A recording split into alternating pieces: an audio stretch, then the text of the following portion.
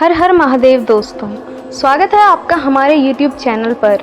आज की वीडियो में हम सुनेंगे शिव महापुराण श्री रुद्र संहिता प्रथम खंड का 12वां अध्याय, देवताओं को उपदेश देना।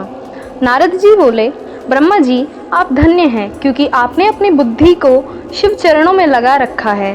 कृपया कर इस आनंदमय विषय का वर्णन सविस्तार पुनः कीजिए। ब्रह्मा जी ने कहा, हे नारद, एक समय की बात है, मैंने सब ओर से देवताओं और ऋषियों को बुलाया और क्षीर सागर के तट पर भगवान विष्णु की स्तुति कर उन्हें प्रसन्न किया। भगवान विष्णु प्रसन्न होकर बोले, हे ब्रह्मा जी एवं अन्य देवगणों, आप यहाँ क्यों पधारे हैं? आपके मन में क्या इच्छा है? आप अपनी समस्या बताइए, मैं निश्चय ही उसे दूर करने का प्रयत्न करूँगा। यह सुनकर ब्रह्मा जी बोले, हे भगवान, दुखों को दूर करने के लिए किस देवता की सेवा करनी चाहिए? तब भगवान विष्णु ने उनके प्रश्न का उत्तर देते हुए कहा, हे ब्राह्मण, भगवान शिव शंकर ही सब दुखों को दूर करने वाले हैं। सुख की कामना करने वाले मनुष्य को उनकी भक्ति में सदैव लगे रहना चाहिए। उन्हीं में मन लगाए और उन्हीं का चिंतन करे। जो मनुष्य शिव भक्ति में लीन रहता है, जिसके मन में वे विराजमान रहते हैं, वह मनुष्य कभी दुखी नहीं हो सकता।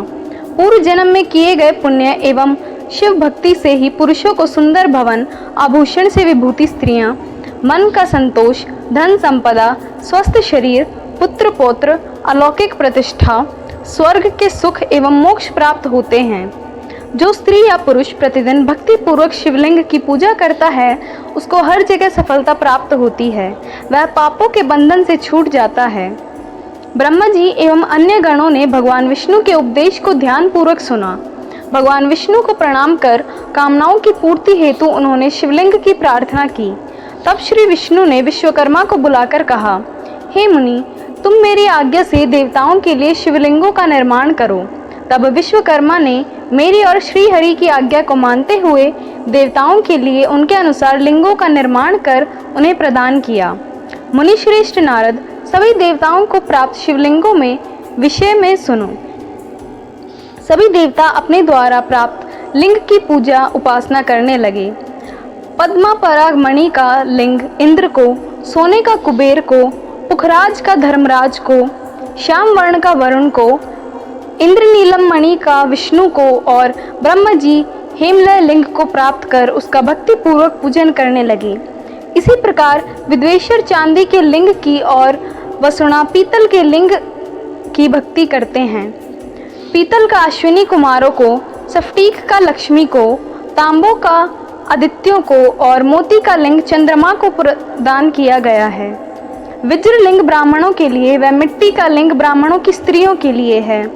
मायासुर चंदन द्वारा बने लिंग का और नागों द्वारा मूंगों के बने लिंगों का आदर पूर्वक पूजन किया जाता है। देवी मक्खन के बने लिंग की अर्चना करती हैं। योगी जन भस्ममय लिंग की, यक्षगण दधि से निर्मित लिंग की, छाया देवी आटे के लिंग और ब्रह्मपत्नी रतनमय शिव लिंग की पूजा करती हैं। बाणानुसार पार्थिव लिंग की पूजा करते हैं। भगवान विष्णु ने देवताओं को उनके हित के लिए शिवलिंग के साथ पूजन विधि भी बताई। देवताओं के वचनों को सुनकर मेरे हृदय में हर्ष की अनुभूति हुई। मैंने लोगों का कल्याण करने वाली शिव पूजा की उत्तम विधि बताई। यह शिव भक्ति समस्त अभिष्ट फलों को प्रदान करने वाली है।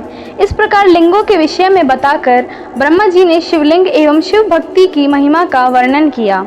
शिव पूजा भोग और मोक्ष प्रदान करती है।